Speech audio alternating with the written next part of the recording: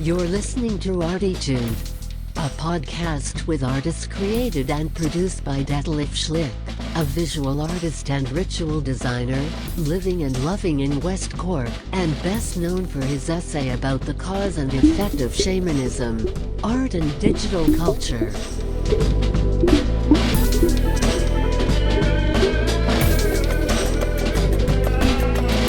Working in the field of performance, photography, painting, sound, installations, and film, he will dive and discover with us and a weekly creative guest into the unknown and exciting deep ocean of the creative mind.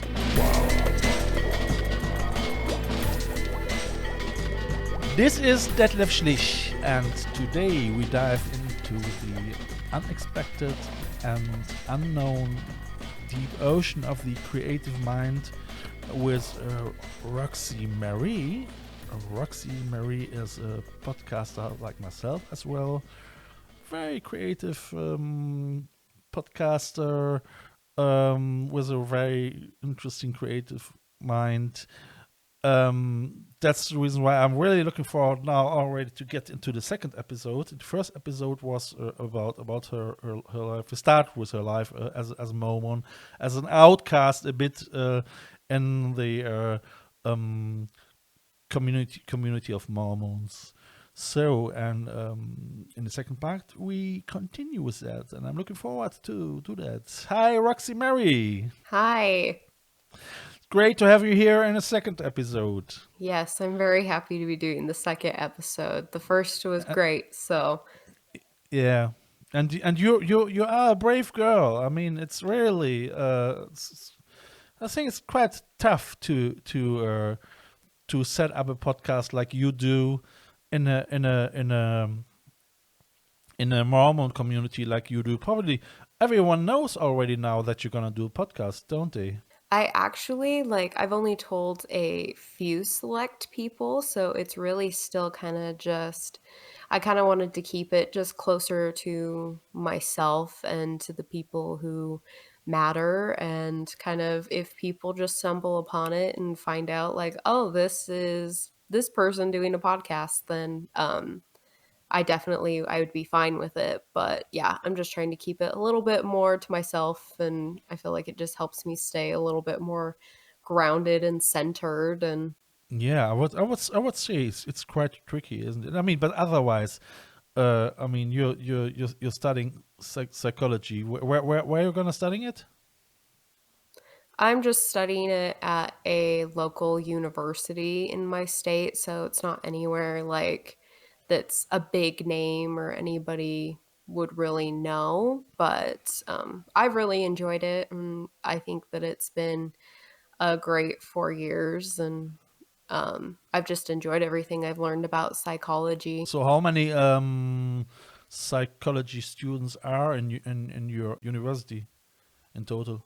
There is quite a few. I mean, the university that I go to, I think, has usually around like 30,000 people enrolled. All And right. so out of those people, I'm not sure how many are in the psychology department, but there is quite a few. I know that in the classes I've taken, there can be like 50 plus people in a course. So this university is in Utah, no? Yes. And just for the listeners again, so Utah is actually, can we say, the biggest community of Mormons that we can in the States. Yeah, it definitely is where it started, and it's definitely the home of it. And not that there's yeah. Oh, I was just gonna say, not that there's plenty of people all across the states, but yes, this is definitely kind of where it all is mainly focused. Like what you hear so far? Make sure you never miss a show by clicking the subscribe button now. This podcast is made possible by listeners like you. Thank you for your support. Now back to the show. I was wondering, so how far a religion like this influence, or how far a belief system like this influence as well the universities, for instance. I mean, if it's already influenced that they have, for instance, as a symbol, um, the cult as a symbol of the state. You know that. They think of it as a cult. Is that what you said? Yeah. So Utah was the first state in America where a weapon became the status of a symbol. You know, and I mean this the cult M1911 is it called? Did you hear about that? Oh, okay. I didn't hear about that, and that's really surprising since I live here, but I didn't hear about that. I mean, I just came across, as I researched about that, and I thought, wow, I mean, if a community and a religion and a belief system use a cult as a symbol, of the state, I mean, it's just one. They have as well. They have as well the I mean, Utah. They call Utah as well the belief state. You know that. Yeah, I do know that. Because of the bees and because they're so busy and busy bees and so on, But as well, I think they have the seagull as well, So as a state symbol, but they have the cult too, I mean, which is very, very common for the states, isn't it? I mean, that's still one of the biggest issues. What comes in my mind when I think about America, the weapon system. I mean, Europe, you really need.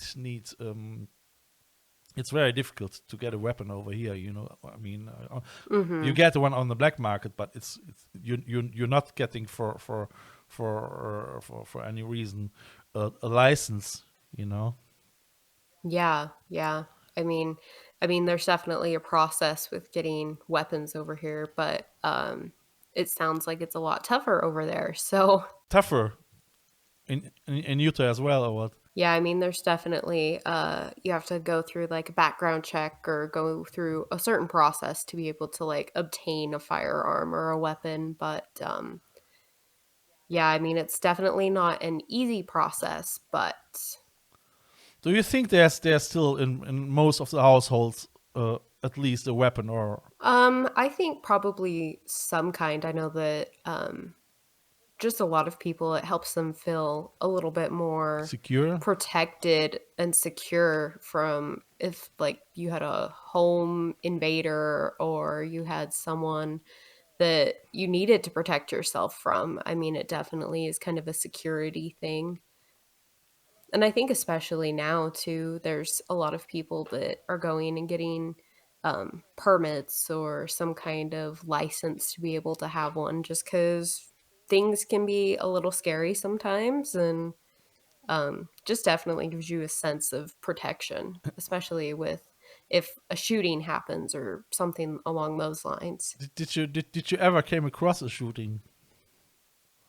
I thankfully have never had to actually be in that situation. We definitely have done some drills about it, and we've been taught a lot about it because, I mean, it has happened here a lot. But luckily and thankfully, I've never had to actually be in that situation. Yeah. So, but you've heard about that. And what was it? Was it the shooting between Mormon members, or what was it?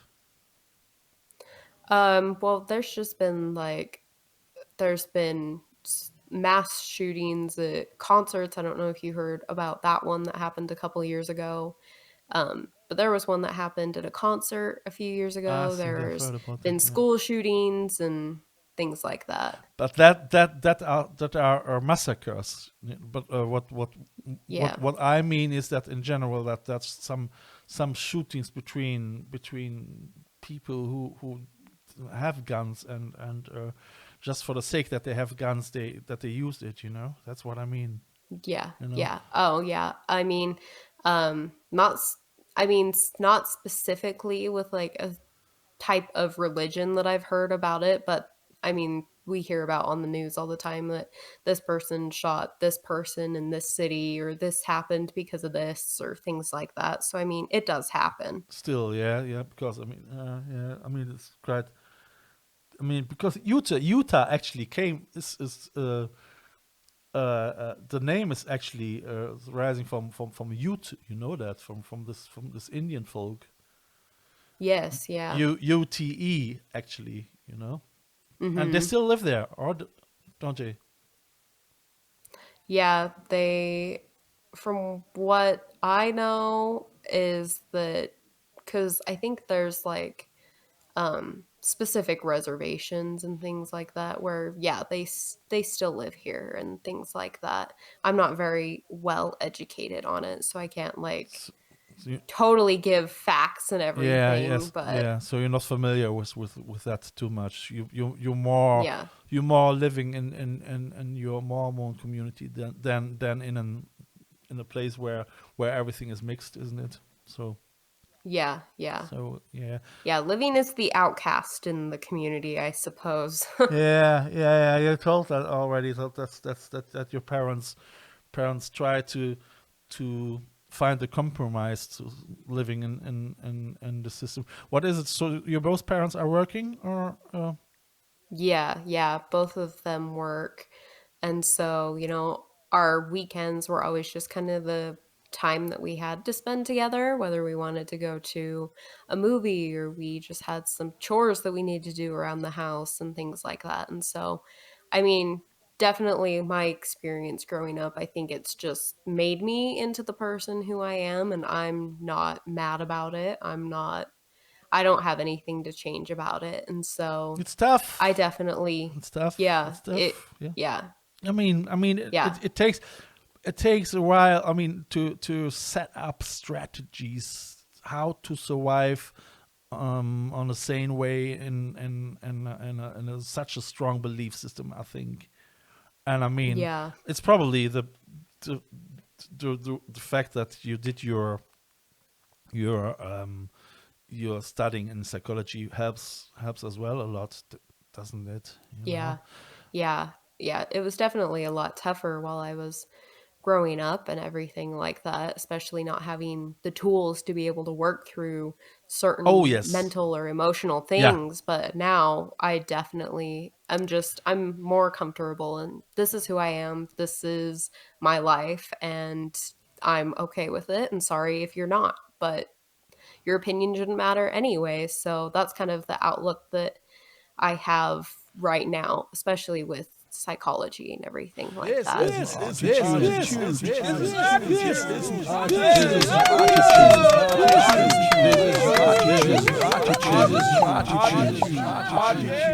Takes a while, doesn't it? I mean, everything is so abstract to understand. So I mean, how old are you? You're probably 25 or something like this.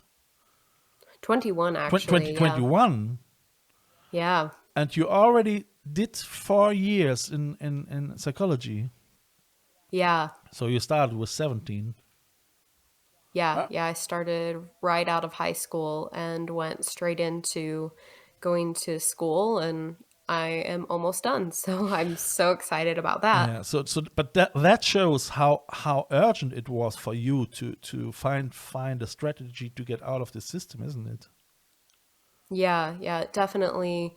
Once I found psychology, it really was kind of a release for me, that I was like, because I've always had an interest in either helping people or understanding Yeah. people. And so once I found Hmm. psychology, I was like, I'm completely sold on this. I'm able to understand things that I didn't know before. Yeah. I mean, so I think especially if you're an empathic person, and if you, I know that for myself. My parents, they weren't as well. They didn't came from an intellectual background, So, and I had to explore everything on my own, And I think some things, if I would have knew that maybe 10 years earlier, life could be easier as well. I mean, probably in your case too. I mean, I Yeah. was listening to some parts of your podcast, and where I thought, especially this moment when you were with another 14-year your girlfriend together, and the bullying started, and all that are all.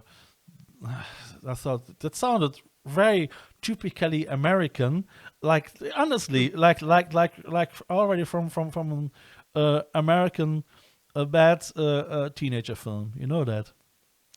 Yeah, yeah, definitely was an experience that I have found that a lot of people go through. So this totally superficiality, So it is unbelievable, and I think this already swapped over to Germany as well. I mean, Mhm. this cheerleader things and so on. It is. I think it's not just just a cliche, isn't it? I mean, it is probably really true. Yeah, yeah, it really is true. I mean, for even just from talking to certain people that have reached out to me or receiving comments on Instagram posts or things like that. Yeah. I mean, I've seen that a lot of people are like, "Yes, I went through this with either a friend or I went through this with just some girls at my school or things like that." That's unbelievable. Great. Yeah. Yeah. Yeah. Okay, just short back to the university. I mean, I was wondering if you if a state like Utah, if a religion has such a big influence, on a Yeah. state, how far is a university like this influence as well, and how far does this belief system influence as well the way how you study psychology, for instance? Yeah, yeah. I mean, it hasn't had any effect on my schooling because, it's independent and it's kind of separated from that. And I've definitely got a lot more experience to culture different kinds of people while I've gone up on campus. It's definitely a different environment and it brings together a lot of people from all over and it takes you out of that bubble of like, oh, this is what is in my city and this is what they're telling me is right. So it definitely is out of that kind of clouded judgment. This is what's right, this is what's wrong kind of thing. How was it the first year, as you how far do you have to drive from your place to the university? Kind of depending on traffic, it can either take like 40 minutes to an hour. Yeah. And so it's By car not or horrible. by car or by train? What it's actually. Yeah, by both. It kind of just Yeah. depended on what I wanted to do. It would usually be like about 40, 50 minutes by car or an hour by train. Just to understand the distance, between your life from home, and then if you come to university, how far it changed already, Yeah. personalities in general, identities, Yeah. you know. Yeah, and I think it definitely kind of depends on where you live too because from what I've experienced and seen just even over the past few years, there's so much diversity Yeah. and you don't even realize it unless you go somewhere else. Because if you go down into like downtown Utah, Yeah. in the heart of the state, Yeah. then you see that, wow, like I live in a bubble over in this neighborhood or things like that. And Yeah. so there's definitely a lot of different kinds of people and different kind of cultures that are great to I experience. would say. I mean, I think for you it was a big relief, wasn't it? I mean, how is it for other people? Actually, other boys and girls in your age, are they as well on the same level like you, or are they criticizing your lifestyle and say, you're betraying our religion, our belief system? Um, well, I haven't experienced that too much from people my own age specifically, because I think we've all kind of just branched out and we're trying to like find our way and figure out who we are. And honestly, like, I don't even think I get that from too many adults either. I think it really has changed a lot more from when I was growing up. It was just a different kind of society feeling. But I mean, I feel like it has changed to more where people just kind of are worrying about, like, this is my life and this is your life, and, do whatever you want to Yeah, do, I yeah, guess. yeah. So that means so somehow they're arriving as well a little bit in the 21st century. In the Yeah, I think that there has been a little bit of a shift. I mean, and like I said, it's not like a generalization of everybody, because I've said before that um, the church is definitely, it's not bad, and neither are the people in it. There's just, as always, there's always the few outliers sure, that yeah, you run into them and they kind of ruin the experience or yeah. say certain things. Yeah, but I mean, I wonder if you're really in need, you probably still can count on them, or do you think that due to the fact that you are an outcast and an outsider, that they would not support you anymore, and if it really comes to a situation which is where you can't get through alone, you know? Yeah, yeah. I mean, there's so many people that are still just so caring and they're so supportive, and we have so many friends that are in the neighborhood that even though we aren't active in the religion, and they're still just so kind, and they'll bring you food if you're sick, or they'll help you out Yeah, and yeah. finding somebody to like So that do a still, yeah, repair or things like that. that still works. That's nice. That's nice. That's. I mean, that's actually somehow the way it has to be. I think, you know. So I mean, love is eventually the only thing what can get us all out of the glitch, isn't it? Yeah, exactly. So Just being able so to love everybody for who they are and be accepting and yeah, show kindness and yeah, give kindness and yeah. Yeah. That's great. I mean, we're already done with the second part. I tell you, it's flying. it really is. And I even still didn't ask my question. What I did want to ask you. So I would say, uh, we continue in the third part and have a look where we end over there. Dear listeners, if you want to listen to Roxie Marie's podcast, you can go to her Instagram account, which is what is it? A Girls Problems podcast. Yeah, it's at One Girl's Problems podcast. At Girl Problem Podcast at Instagram. Or I mean, what I gonna do is I will promote her as well on my page when I get the podcast running. My Instagram page is Detlef Schlich, DETSCHLICH. You can find me as well on the same name on Facebook, or my website is detlefschlich.com or ArTEEtude.com, like the podcast, or you find me as well on Instagram, and I have an ArTEEtude account there as well. But you can find eventually everything in the description. So yeah, Roxie, thank you very much. Yes, thank you. And I see you in the in the third round. I know, already the third. Yeah. Take care. Bye. Bye. This is a listener-supported show.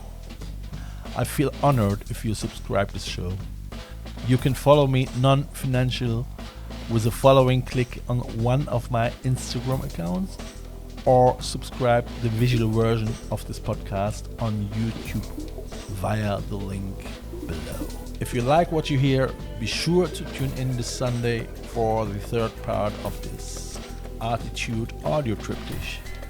If you want to leave a donation for a coffee or a bus ticket, just follow the donation link via the ArTEEtude podcast account.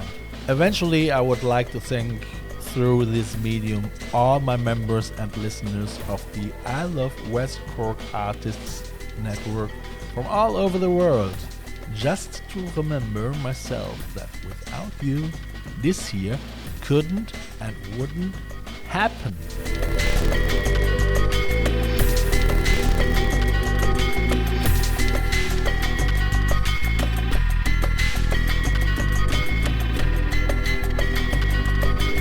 You have listened to ArTEEtude, West Cork's first art, fashion and design podcast. ArTEEtude, never so close again. That was too close.